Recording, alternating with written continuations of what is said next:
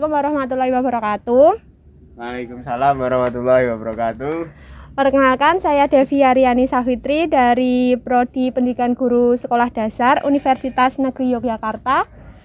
Di sini saya bermaksud untuk mewawancarai Bapak terkait inovasi pendidikan yang ada di SD. Betul. Ya, biar lebih akrab, ada baiknya kalau Bapak juga berkenalan terlebih dahulu. Ya. Perkenalkan, nama saya Maulana Latif, bertugas di SD 2 Petir, Korwil Piungan, Kecamatan Piungan tentunya, dan Kabupaten Bantul. Wali kelas 6. Nah, kelas 6. Terus apa lagi?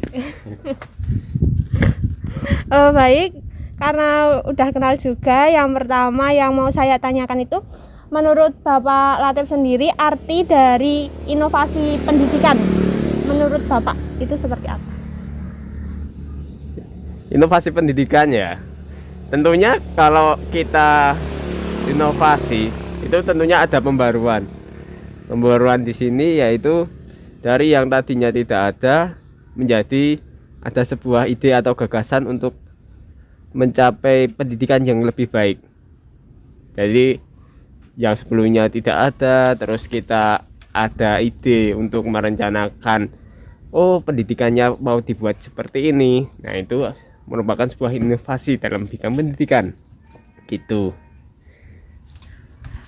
Baik, sangat baik sekali jawabannya. Untuk pertanyaan kedua, yaitu menurut Bapak Latif sendiri itu seberapa penting inovasi pendidikan dilakukan, terutama oleh para guru seperti Anda kan guru wali kelas ya. Nah, itu seberapa penting inovasi pendidikan itu dilakukan?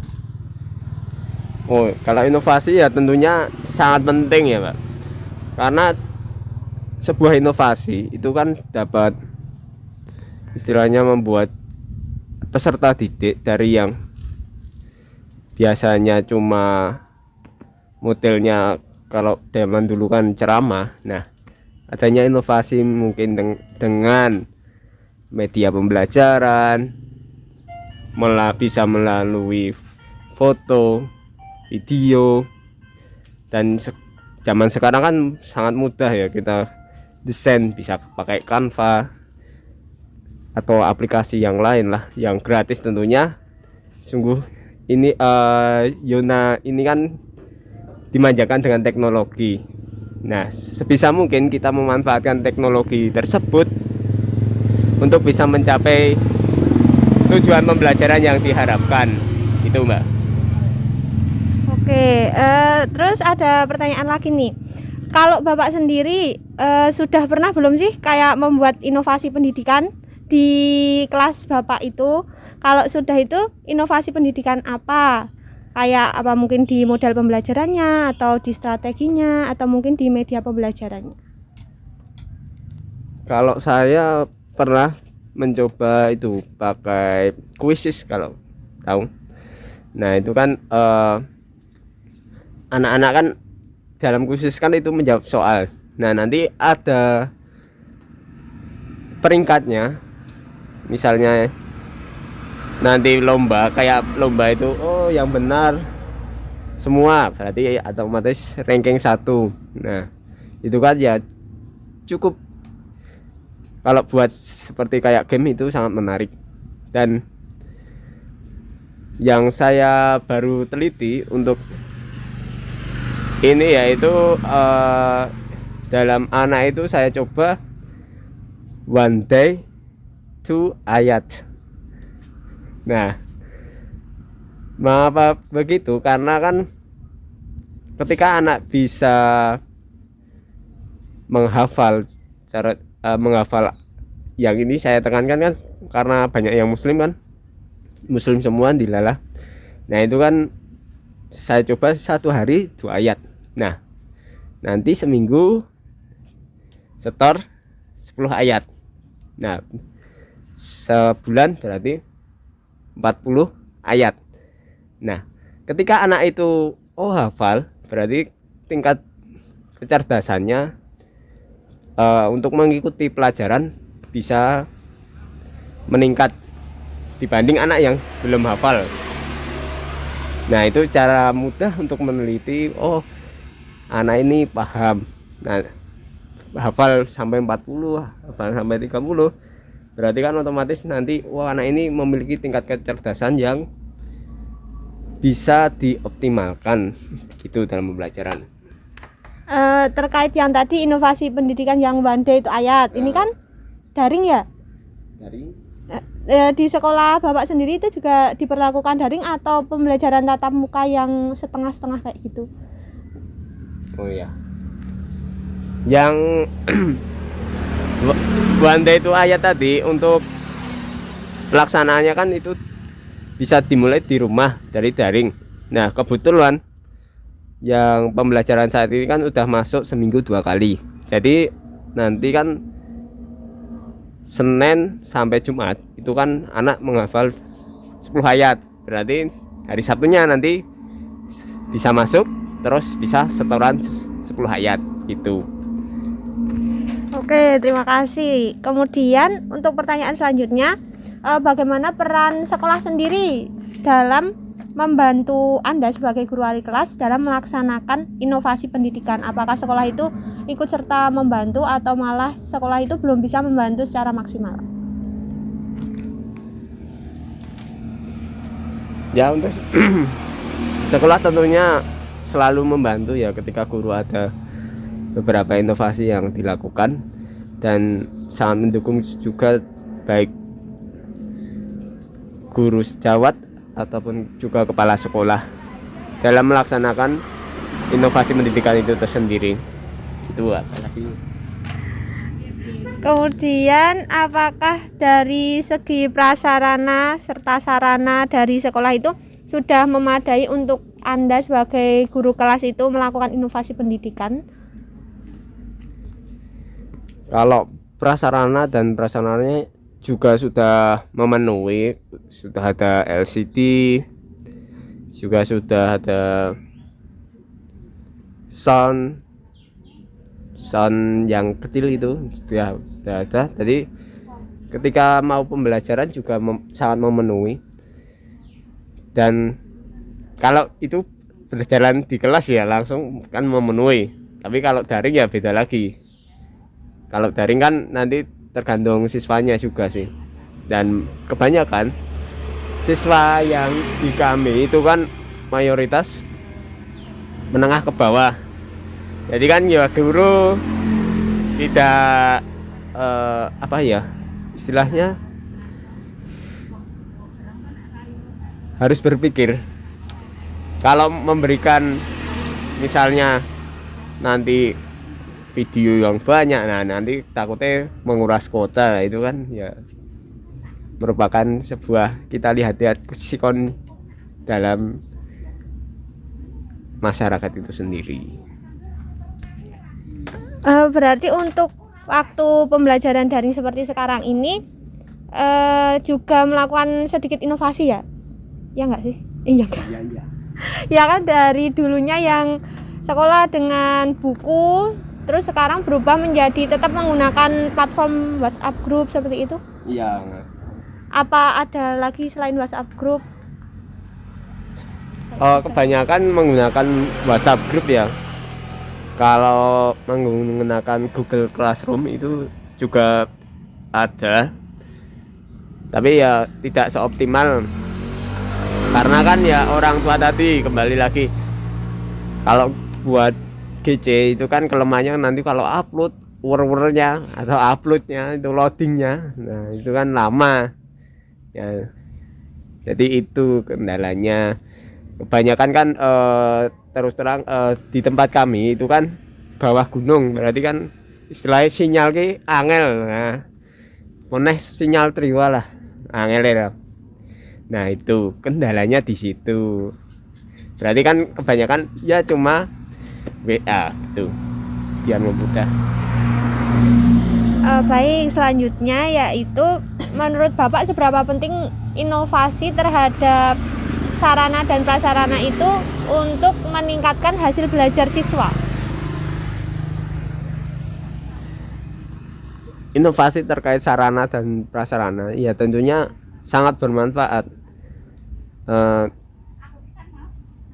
Bermanfaatnya di sini kan ketika ada sarana berarti akan mempermudahkan dalam mencapai inovasi yang tadi yang ingin dicapai. Jadi di sini kan misalnya sarana buat inklusi berarti kan harus ada cara buat menjelaskan, oh ini gambarnya A, huruf A gitu, berarti ada gambar. Nah itu juga ada gurunya sendiri yang namanya guru GPK gitu. Berarti sekolah Bapak itu udah ada sekolah inklusi. Memang sekolah inklusi. Oh, memang sekolah inklusi. Gurunya inklusi. Oh, berarti memang di situ sudah menerapkan sekolah inklusi. Ya. Dan itu bagaimana terkait media pembelajaran? Itu kan inklusi ya sekolahnya. Nah, itu media pembelajarannya apakah dibedakan atau sama semuanya, dan dari sekolah itu sudah menyediakan atau dari guru sendiri yang menyediakan? Untuk yang peserta didik inklusi tentunya kan udah ada gurunya sendiri, jadi ada pendampingnya sendiri. Dan yang ini sangat istilahnya disesali mungkin untuk guru yang hari ini, yang baru-baru ini, apalagi pendidikan PGSD. Nah itu kan jarang ya istilahnya kita praktek tentang inklusi itu bagaimana, itu jarang yang saya amati begitu. Jadi kan ketika kita menemui kasus di lapangan tentang siswa yang berkebutuhan khusus tadi, nah cara atau pola yang akan diberikannya kan memang ya harus mencari sendiri. Nah ya sebaiknya di bangku kuliah itu sudah diajarkan cara bagaimana menangani peserta didik yang inklusi tadi, karena memang harus perlu pengawasan ekstra. Dan juga ketika istilahnya anak yang berkebutuhan khusus ini kan harus sesuai dengan mood. Kalau moodnya mau gambar berarti dia harus gambar. Nah kalau tidak kan ya bisa istilahnya bisa nangis atau bisa tidak mau gitu, seperti itu.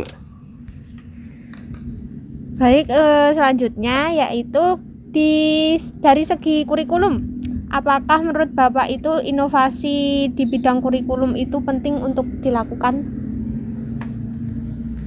Kalau dari segi kurikulum ya kurikulum SD sendiri atau dari dinas? Kurikulum dari dinas dulu.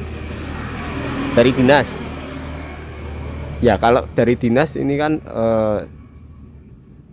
untuk siswa yang nantinya misalnya kan lulus kan harus pakai asesmen daerah lah sekarang namanya.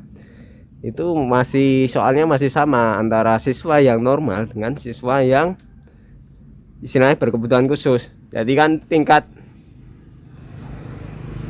soalnya harus dibedakan dan kriteria kelulusannya pun harus dibedakan. Namun sampai saat ini masih sama untuk bidang dari dinas keseluruhan. Nah tapi untuk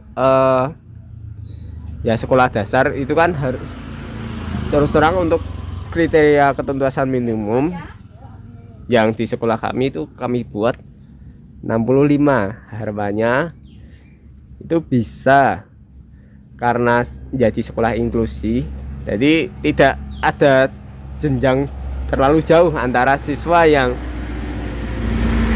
normal dengan siswa yang berkebutuhan khusus. Jadi itu. Nah itu tadi kan dari kurikulum dari dinas. Nah kalau di sekolah sendiri itu juga melakukan inovasi nggak terhadap kurikulum?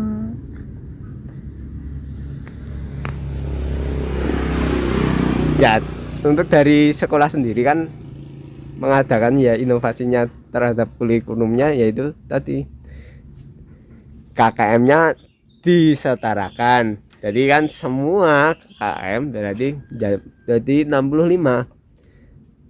Ya kita tidak mau lebih lah.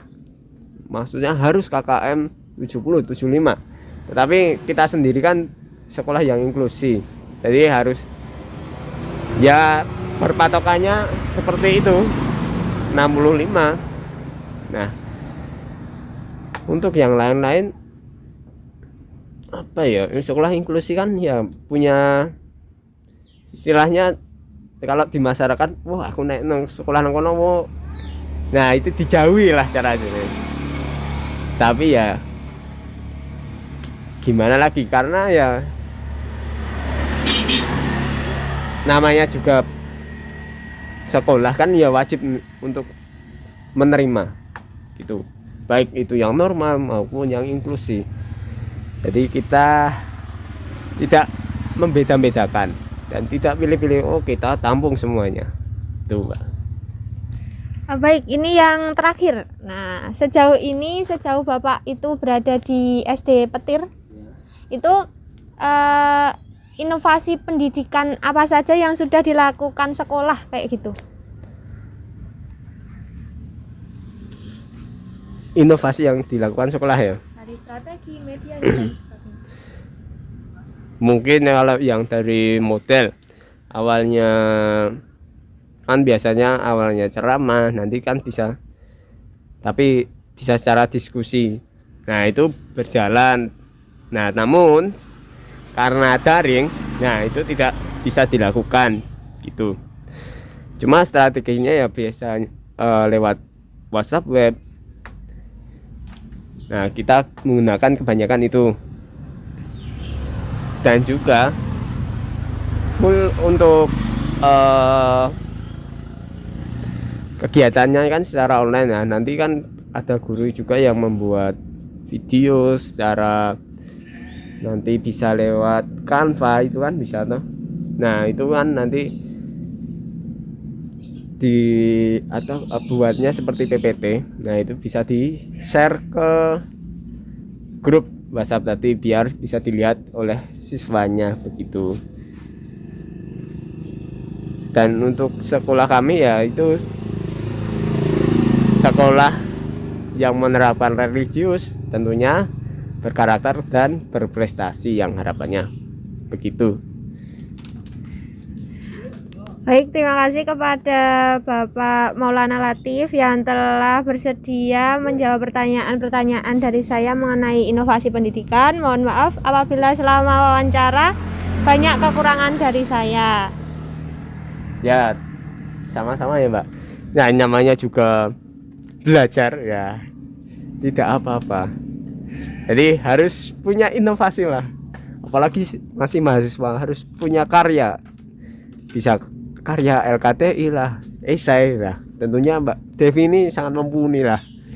Nah nantinya bisa membawa harum PGSD UNJ. Nah itu.